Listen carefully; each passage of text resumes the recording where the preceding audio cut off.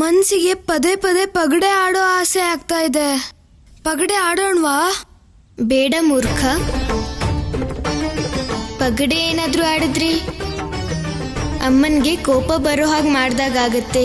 ಸ್ವಲ್ಪ ಹೊತ್ತು ಆಡೋಣವಾ? ಬೇಡ ಮೂರ್ಖ, ನಾವು ಆಟ ಆಡೋದು ಬೇಡ. ಗೊತ್ತಾಯ್ತು ನಂಗೆ, ನನ್ ಮಾತು ಯಾರೂ ಕೇಳೋದಿಲ್ಲ.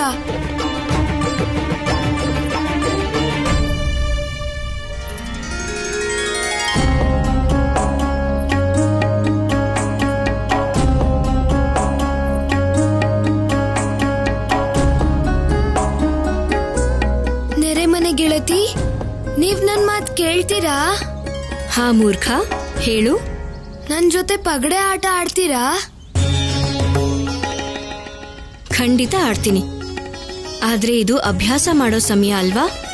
ಮೊದ್ಲು ಅಭ್ಯಾಸ ಮುಗಿಲಿ, ಆದ್ಮೇಲೆ ಖಂಡಿತ ಆಡೋಣ. ಅಭ್ಯಾಸ ಮಾಡ್ಬೇಕು ಅಂತಾನೆ ಆಡೋಣ ಅಂತಿದ್ದು, ಯಾಕಂದ್ರೆ ನನ್ ಮನ್ಸು ಇಲ್ಲಿಲ್ಲ. ನನ್ಗನ್ಸತ್ತೆ ನಾನ್ ಆಡಿದ್ರೆ ಅಭ್ಯಾಸದ ಮೇಲೆ ಏಕಾಗ್ರತೆ ಬರುತ್ತೆ ಅಂತ. ಇವರು ನನ್ ಜೊತೆ ಆಡೋಲ್ವಂತೆ, ಅದಕ್ಕೆ ನಾನ್ ನಿಮ್ಮನ್ ಕೇಳಿದ್ದು. ಬನ್ನಿ ಅಲ್ವಾ, ದಯವಿಟ್ಟು ನನ್ ಜೊತೆ ಆಡಿ.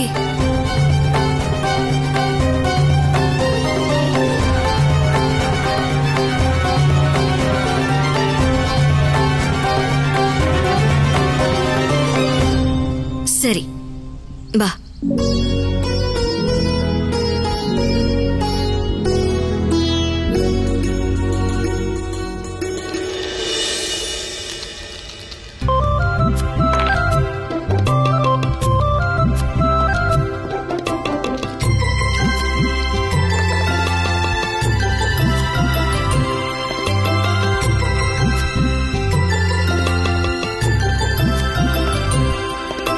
ನೋಡು, ನಾನ್ ಮತ್ತೆ ಗೆದ್ಬಿಟ್ಟೆ ಮೂರ್ಖ.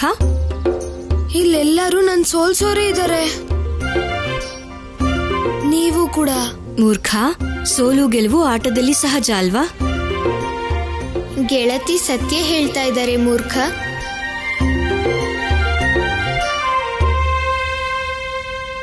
ನೀನ್ ಮಾತಾಡ್ಬೇಡ ಶಿವ, ನನಗ್ ಗೊತ್ತಾಯ್ತು, ನೀನು ನನ್ ಗೆಳೆಯನೇ ಅಲ್ಲ.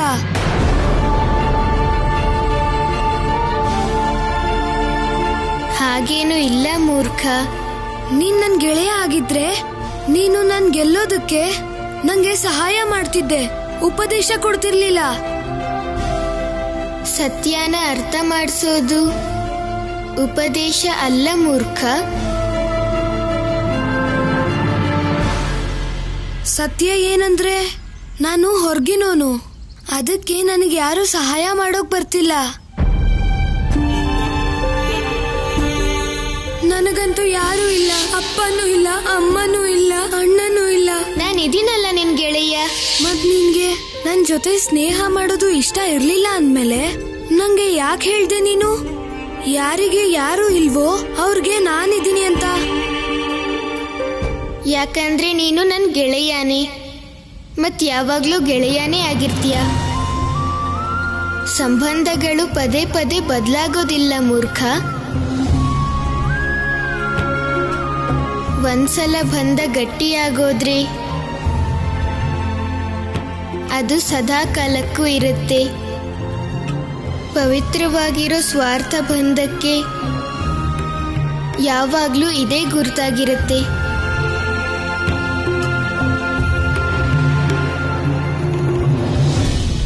ನಂಗ್ ಗೊತ್ತಿತ್ತು ನಿನಗೆ ನನ್ ಸೋಲೋದಿಷ್ಟ ಇಲ್ಲ ಅಂತ.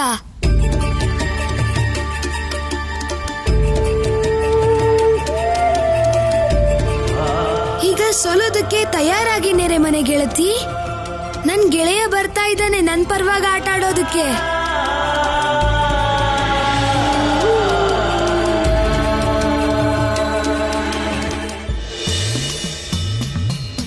ಈಗ ನಿಮ್ಮ ಸರ್ದಿ ಗೆಳೆಯ.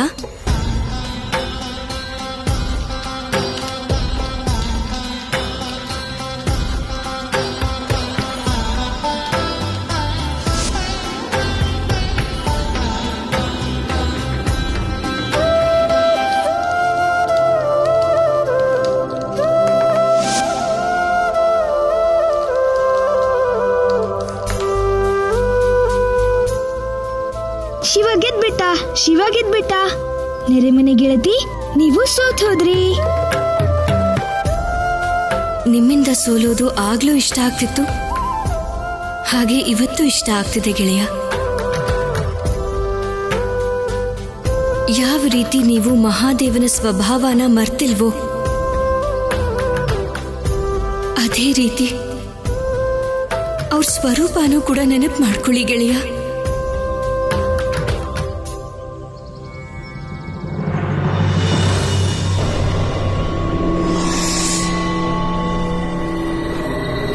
ದೇವಿ ಪಾರ್ವತಿ, ಪಾರ್ವತಿ,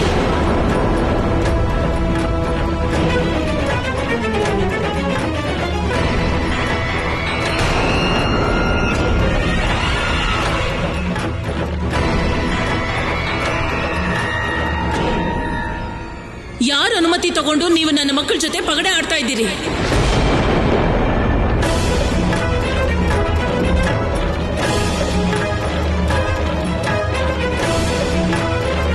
ಸಮಾಧಾನ ಮಾಡ್ಕೊಳ್ಳಿದ್ದೇವೆ. ನೀವು ನನಗೆ ಹೇಳ್ತಿದ್ದೀರಾ ಋಷಿವರ್ಯ? ಯಾರು ತಪ್ಪಿದ್ಯೋ ಅವ್ರಿಗೇನು ಹೇಳ್ತಾನೆ ಇಲ್ಲ.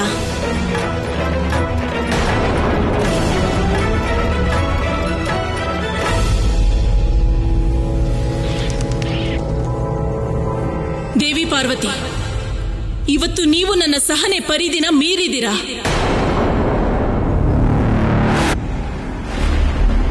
ನನ್ನ ಮನೆ ಕಟ್ಟುಪಾಡು, ನನ್ನ ಮಕ್ಕಳು ಕೊಟ್ಟಿರೋ ಸಂಸ್ಕಾರವನ್ನ ನೀವು ನಾಶ ಮಾಡಿದ್ದೀರಾ.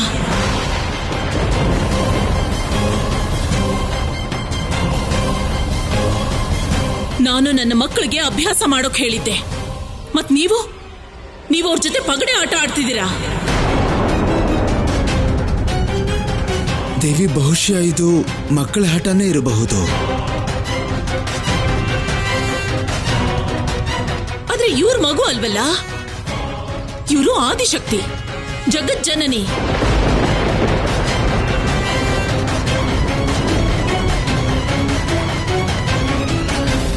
ದೇವಿ ಪಾರ್ವತಿ, ನಿಮಗೂ ಗೊತ್ತಲ್ವಾ, ಈ ವಯಸ್ಸಲ್ಲಿ ಇಂಥ ಮಕ್ಕಳು ಹಸಿ ಮಣ್ಣಿನ ಹಾಗೆ ಇರ್ತಾರೆ. ಅವರನ್ನ ಹೇಗ್ ರೂಪಿಸ್ತೀವೋ ಅದೇ ಆಕಾರ ಪಡ್ಕೋತಾರೆ.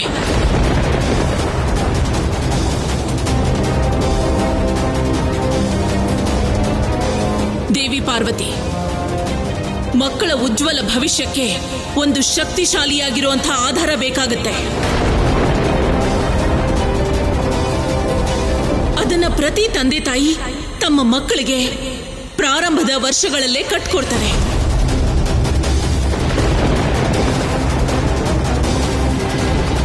ಆ ಆಧಾರದ ಮೇಲೆನೆ ಮಕ್ಕಳು ಭವಿಷ್ಯದಲ್ಲಿ ಯೋಗ್ಯ ನಾಗರಿಕರಾಗ್ತಾರೆ. ಮತ್ತೆ ನನಗೆ ವಿಶ್ವಾಸ ಇದೆ, ಇಷ್ಟಂತೂ ನಿಮಗೆ ಖಂಡಿತ ಗೊತ್ತಿರುತ್ತೆ. ಆದ್ದರಿಂದ ಇವತ್ತು ನೀವು ಮಾಡಿರೋ ಈ ಕೆಲಸದ ನಂತರ ಈ ಮನೆಯಲ್ಲಿರೋ ಅಧಿಕಾರವನ್ನ ನೀವು ಕಳ್ಕೊಂಡಿದ್ದೀರಿ.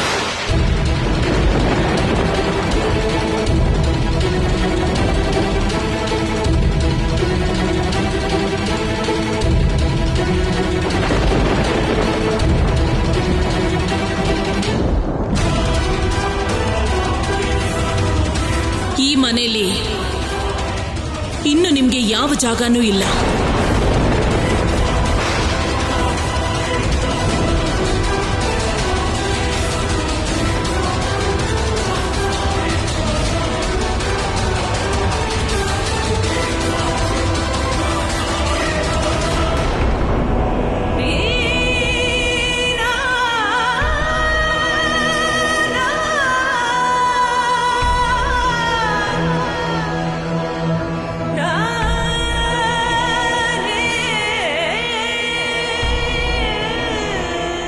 ನಿಮ್ ತಪ್ಪೇನೂ ಇಲ್ಲ ದೇವಿ ಅನಸೂಯ. ನೀವು ಮಾಡ್ತಿರೋದೆಲ್ಲ ಪುತ್ರ ಮೋಹ ನಿಮ್ಮಿಂದ ಮಾಡಿಸ್ತಿರೋದು ಅಷ್ಟೇ. ದೇವಿ ಪಾರ್ವತಿ, ನನಗೆ ತುಂಬಾ ದುಃಖ ಇದೆ, ಆದ್ರೆ ಬೇರೆ ದಾರಿ ಇಲ್ಲ. ನಾನೊಬ್ಬ ತಾಯಿಯಾಗಿರೋದ್ರಿಂದ ನಾನೀಗ ಬಯಸೋದಿಷ್ಟೇ, ನನ್ನ ಮಕ್ಕಳ ಭವಿಷ್ಯ ಅನುಶಾಸನ ಇಲ್ಲದೆ ಅಸುರಕ್ಷಿತ ಆಗಬಾರ್ದು. ನೀವಿಲ್ಲಿರೋದ್ರಿಂದ ನನ್ನ ಮಕ್ಕಳ ಅಧ್ಯಯನ ಮತ್ತವರ ಭವಿಷ್ಯ ಎರಡಕ್ಕೂ ತೊಂದರೆ ಆಗತ್ತೆ. ಮತ್ತೆ ನಿಮ್ಮ ಜೊತೆಗೆ ಗಣಪ್ರೇತಗಳು ಕೂಡ ಇಲ್ಲಿಗೆ ಬರ್ತಾರೆ ಮತ್ತು ನನ್ನ ಮನೇನ ಕೈಲಾಸ ಮಾಡ್ತಾರೆ. ಇದು ನನಗೆ ಖಂಡಿತ ಒಪ್ಪಿಗೆ ಇಲ್ಲ.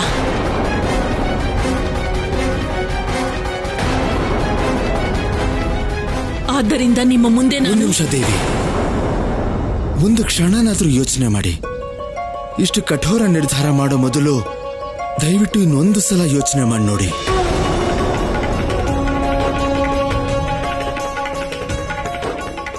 ದೇವಿ ಪಾರ್ವತಿ ಯಾರೋ ಸಾಮಾನ್ಯ ಸಾಂಸಾರಿಕ ಮಹಿಳೆ ಅಲ್ಲ, ಆದಿಶಕ್ತಿ. ಅವರು ವಾಗ್ದೇವಿ. ಅವ್ರ ಜೊತೆ ನೀವು ಹೀಗೆ ನಡ್ಕೊಳ್ಳೋದು ನನ್ನ ಪ್ರಕಾರ ಸ್ವಲ್ಪನೂ ಸರಿ ಅಲ್ಲ ದೇವಿ. ಸರಿ, ತಪ್ಪನ್ನ ಯೋಚನೆ ಮಾಡಿದ ನಂತರನೇ ನಾನು ಈ ನಿರ್ಧಾರ ಮಾಡಿದ್ದು ಋಷಿವರ್ಯ. ಇನ್ನು ಈ ನಿರ್ಧಾರದ ಬಗ್ಗೆ ಯಾರು ಏನು ಹೇಳೋ ಹಾಗಿಲ್ಲ.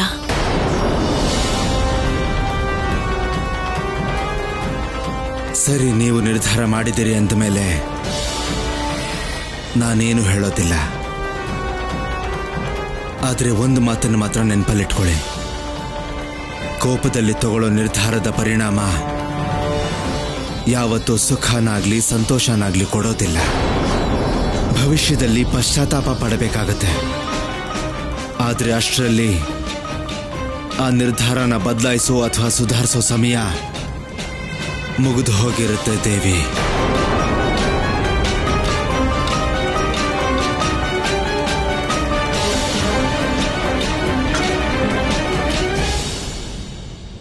ಅಮ್ಮ,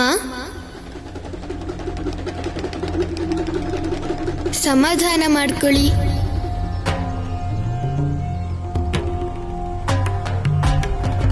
ಕೋಪದಿಂದ ನಿಮ್ಮ ಮನಸ್ಸು ವ್ಯಾಕುಲ ಆಗ್ತಾ ಇದೆ. ನಿಮ್ಗೇನ್ ಬೇಕು, ಹೇಗ್ ಬೇಕು ಹಾಗೇ ಆಗತ್ತೆ ಅಮ್ಮ, ಅದೇ ರೀತಿ ಆಗತ್ತೆ. ನನ್ನ ಗೆಳತಿಯವ್ರ ಮನೆಗೆ ಹೋಗ್ತಾ ಇದ್ದಾರೆ ಅಮ್ಮ.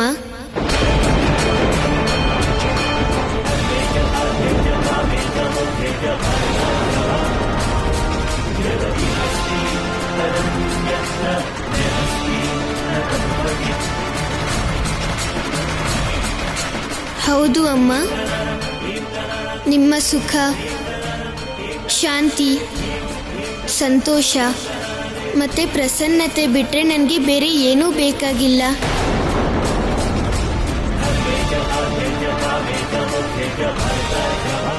ನಾನು ಗೆಳತಿಗೆ ಹೇಳ್ತೀನಿ ಅಮ್ಮ, ಅವರು ಒಪ್ಕೋತಾರೆ.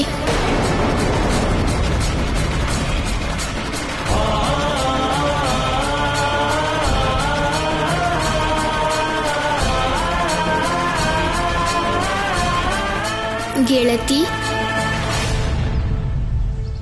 ನಾನೇ ನಿಮ್ಮನ್ನ ಇಲ್ಲಿರೋಕ್ ಹೇಳಿದ್ದೆ ಅಲ್ವಾ? ಆದ್ರೆ ನಾನಿವತ್ತು ನಿಮ್ಮನ್ನ ಇಲ್ಲಿಂದ ಹೊರಗಡೆ ಹೋಗೋಕ್ ಹೇಳ್ಬೇಕಾಗಿದೆ.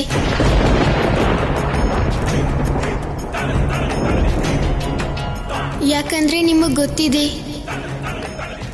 ಅಮ್ಮನ ದುಃಖನ ನನ್ನ ಕೈಲಿ ಸಹಿಸ್ಕೊಳಕ್ಕಾಗಲ್ಲ ಅಂತ.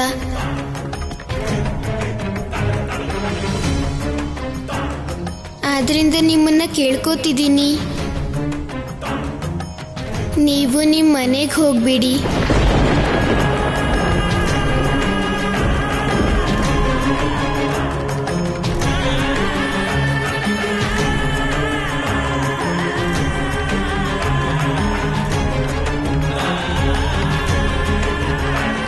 ನನಗೆ ನಿಮ್ ಕಷ್ಟ ಅರ್ಥ ಆಗುತ್ತೆ ಗೆಳೆಯ. ನೀವು ನನ್ನನ್ನ ಕೇಳ್ಕೊಳ್ಳೋ ಅಗತ್ಯ ಇಲ್ಲ. ಇದು ನಿಮ್ಮ ಮನೆ. ನಿಮಗ್ ಹೇಗ್ ಬೇಕೋ ಹಾಗೆ ಆಗುತ್ತೆ.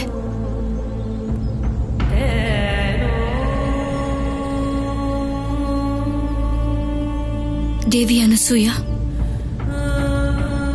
ನೀವು ದಯವಿಟ್ಟು ನೊಂದ್ಕೋಬೇಡಿ. ನಿಮ್ಮ ಬಗ್ಗೆ ನನ್ನ ಹೃದಯದಲ್ಲಿ ಯಾವುದೇ ರೀತಿ ಕಹಿ ಇಲ್ಲ.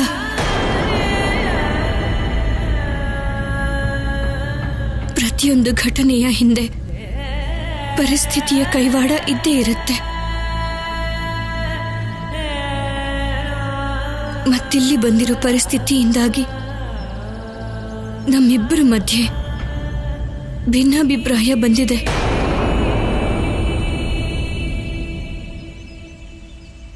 ಆದ್ರೆ ನೀವು ನಿರಾಳವಾಗಿರಿ. ನನಗೆ ನಿಮ್ಮ ಮೇಲೆ ಕೋಪ ಬರೋದಿಲ್ಲ. ನಮ್ಮ ಮನಸ್ಸು ಪರಸ್ಪರ ಯಾವತ್ತೂ ದೂರ ಆಗಲ್ಲ.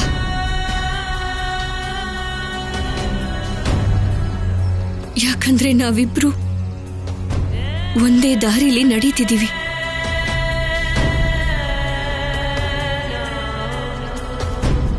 ನೀವು ಮಹಾದೇವನ ಇಚ್ಛೆಯ ಪ್ರಕಾರ ಕೆಲಸ ಮಾಡ್ತಿದ್ದೀರಾ, ಮತ್ತೆ ನಾನು ಕೂಡ ಅವ್ರ ಇಚ್ಛೆಯ ಹಾಗೆ ಮಾಡ್ತಿದ್ದೀನಿ.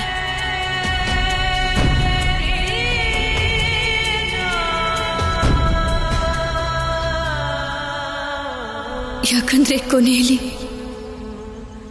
ಮಹಾದೇವನ ಇಚ್ಛೆನೆ ತುಂಬಾ ಮುಖ್ಯ ಆಗೋದು.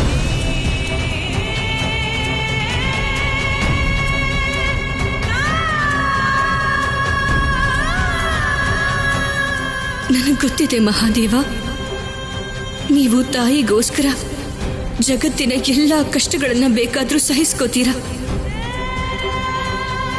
ಅವರ ಸುಖಕ್ಕೋಸ್ಕರ ನಿಮ್ಮ ಆಸೆಗಳನ್ನ ಬಚ್ಚಿಟ್ಟು ನಿಮ್ಮ ಸುಖನ ಮರೀತೀರ. ನನ್ನ ನೋವಿಷ್ಟೆ. ಈ ದುಃಖದಲ್ಲಿ ನಿಮ್ಮನ್ನ ಒಂಟಿಯಾಗಿ ಬಿಟ್ಟು ನಾನು ಹೇಗೆ ಹೋಗ್ಲಿ? ಗೆಳತಿ, ದುಃಖ ಪಡಬೇಡಿ. ನೀವು ನನ್ನಿಂದ ಎಲ್ಲೂ ದೂರ ಹೋಗ್ತಾ ಇಲ್ಲ, ಹತ್ರದಲ್ಲೇ ಇರ್ತೀರಾ.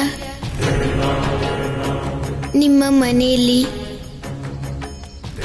ನಾನು ನಿಮ್ಮ ಮನೆಗೆ ಬರ್ತಾ ಇರ್ತೀನಿ.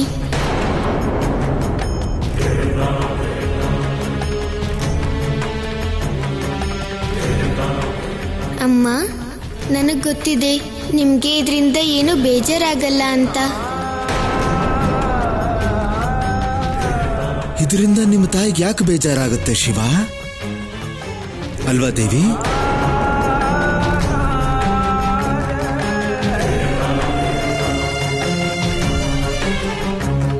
ಶಿವ ದೇವಿ ಪಾರ್ವತಿನ ನೋಡಕ್ ಹೋದ್ರೆ ಸಹಿಸ್ಕೊಳ್ತೀನಿ ಋಷಿವರ್ಯ. ಆದ್ರೆ ದೇವಿ ಪಾರ್ವತಿ ಯಾವಾಗ್ಲೂ ಇದೇ ಮನೇಲಿರೋದನ್ನ ಸಹಿಸೋಕಾಗ್ತಿಲ್ಲ. ಸರಿ, ನಾನು ಇಲ್ಲಿ ಕಳೆದಿರೋ ಸಂತೋಷದ ಕ್ಷಣಗಳನ್ನ ನನ್ನ ಜೊತೆ ತಗೊಂಡು ಇಲ್ಲಿಂದ ಹೊರಡ್ತಾ ಇದ್ದೀನಿ.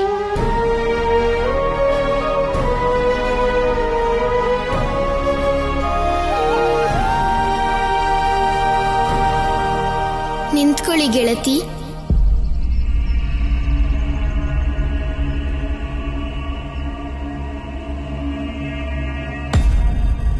ಅಮ್ಮ, ನಾನು ನನ್ನ ಗೆಳತಿನ ಅವ್ರ ಮನೆವರೆಗೂ ಬಿಟ್ಟು ಬರಲಾ? ನಿಮ್ಮ ಅನುಮತಿ ಇದೆಯಾ?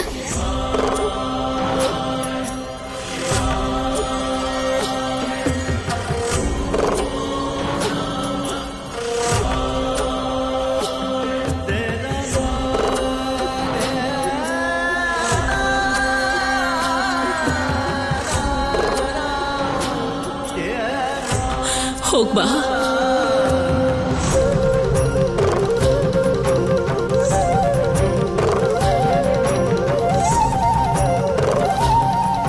ಆದ್ರೆ ಬೇಗ ಬಂದ್ಬಿಡು.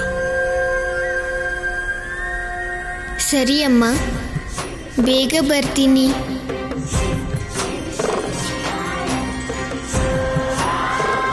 ಹೋಗೋಣ್ವಾ ಗೆಳತಿ?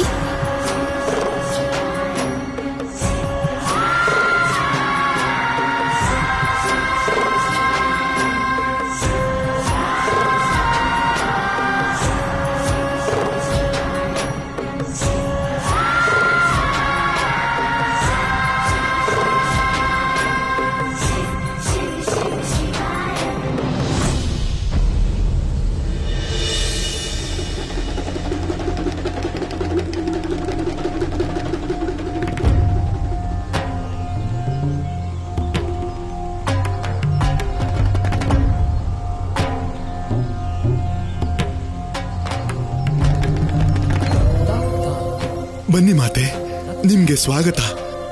ನಿಮ್ಗೂ ಸ್ವಾಗತ ಪ್ರಭು. ಒಳಗಡೆ ಬನ್ನಿ.